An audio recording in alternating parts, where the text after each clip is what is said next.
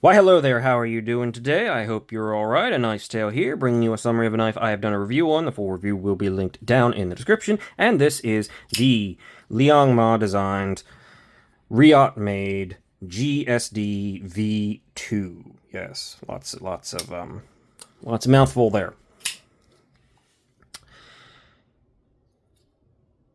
I said it in the full review, and I'll say it again. There was a kerfluffle with Liong Mah. It was a number of years ago now. I don't know how you feel about it. I'm not buying any more of his knives. I had this prior to that whole thing. But at the same time, I mean, if people start saying, "Hey, it's been long enough," he's he's probably felt the pain a bit. Maybe he's reflected on it. Who knows? But I'll leave how you go forward to your own discretion regarding this brand. But I haven't really had any desire or interest in picking up any more of his knives at the moment. Well, since then, partially due to that and partially due to something else that we will mention at the end here. What are we looking at? M390 steel, drop point. This particular one has hand satin and carbon fiber scales. It is reasonably thin, not too thin, but decently thin. It does get thick. It is got a decently accessible tip for being slightly higher tip. It is a flipper with a fuller that is accessible, barely. It's very tight. You got jimping that doesn't really do anything here. You've got titanium scales with this. I do like the orange peel on the titanium scales. They are also clamshell construction. They meet each other in the back. Nice precision. It is also something that tells you when you're not centered, which we currently... Are we? Yeah, I think we are.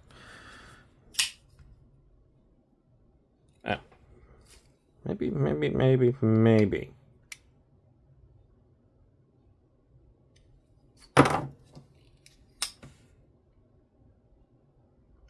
There we go. Rock solid. Tight action, I will admit. It's on bearings, but it's tight. A lot of Riot's knives are more of a shake shut, slightly tighter thing, at least until they break in. It is pretty darn smooth.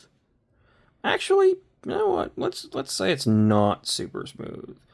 I think the heavy satin on the face of the blade is making me feel a little bit of movement from the detent ball. But you really have to kind of go looking for it. Like just doing this, I don't feel anything. It feels super smooth. There. Sharpening tool and plunge grind. You do have like a single knuckle choil here. Not my ideal. I wouldn't really want to go in this far, so I typically hold the knife back here. The plunge grind is coming awfully close to the edge. I mean, you can certainly make it bigger, and then you would, of course, by making it bigger, get probably full access to a sharpening choil if you just expand it out to there. And you can do that because the stop pin is up here, not behind the edge, and therefore you can expand that, do whatever you want. I do wish the plunge grind was pulled back just a little bit. Something else I wish was that this design logo was not on the primary bevel here. I don't like logos on the primary bevel. I like them up on the flats, or better yet, not there at all. This looks better.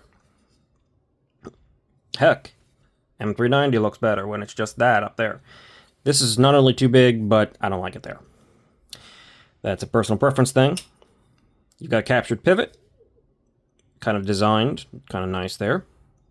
Inset pocket clip, titanium, it has a ball. It does work, actually, pretty decently. It's got decent retention. It's a little tight, but pretty good. Hidden lanyard post back there. This one has the Mars Valley Fat Carbon, One thing I will say that disappointed me, and I mentioned this in the review, is that when you look at this knife, you see how it's sort of rounded and clamshelled and contoured. And you look at the chamfers, and then you get to the actual main part of the handle, and it's actually just flat. I really kind of wish it was just lightly contoured. The entire down here was just lightly contoured. It feels kind of like a missed opportunity, or like a design element that was just cut corners when it could have been better. It is a bolster lock. Not super much cut out for the lock bar, but it does stick out just a little bit proud, kind of. Just kind of see it, but it is marked. You gotta come in from a sort of diagonal, but it's easy. It's not hard to access. It's not bad. Good detent. I mean, it's all the things that you'd expect from a Riot knife that's pretty well made, or quite well made for the territory and caliber of premium knife that it is.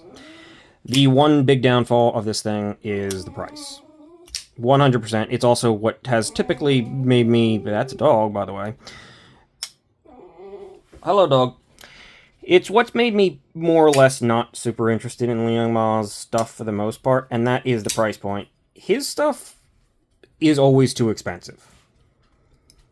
Don't know why, but it is. I mean, I know he has a budget brand. I haven't really looked into that.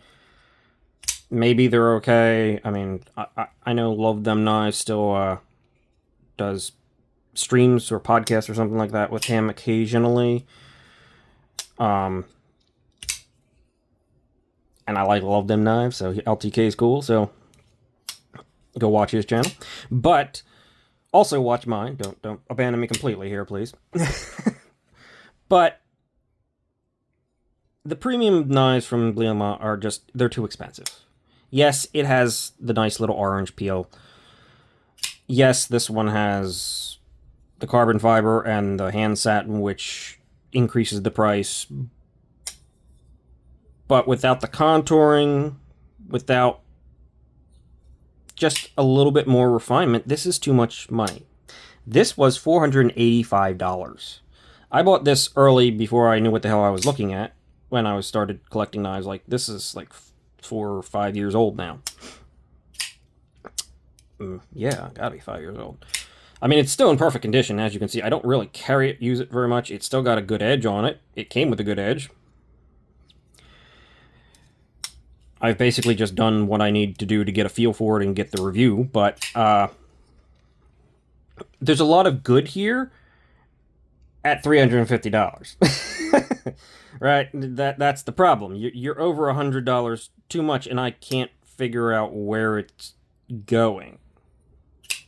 It's not a particularly big knife, so you're not getting a lot of that. It's only 3 3/8-ish of blade. You got a full grip, yeah, sure. I mean, it's reasonably comfortable in hand. You can feel the clip. And again, it feels just strange that these are flat. Maybe I don't know. Maybe there's a reason for it. Maybe he tried contoured and they felt a little bit weird. I doubt it, but it just doesn't really substantiate its price point. The base model of this thing, without the, I think it was micarta, not a hand satin, and I don't even know if it had the orange peeling, was like $400 or over that. That is just, it's just not, it's insane. And this was, again, 5 years ago. I doubt they've went up in price, but if they're still around, but why? There's just way too much tacked onto the end of this thing for me to say it's recommendable. Is it a good knife? Yeah. It's definitely a good premium knife, but I wouldn't buy it unless you're A,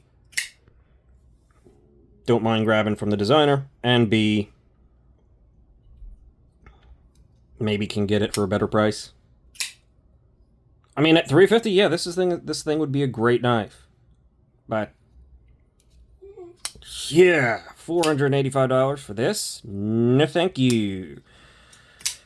And again, that seems to be pretty consistent with more of Liong Mah's premium knives, though I'm pretty sure they're not selling too well. So you might be able to get it on sale. Who knows? if you don't mind.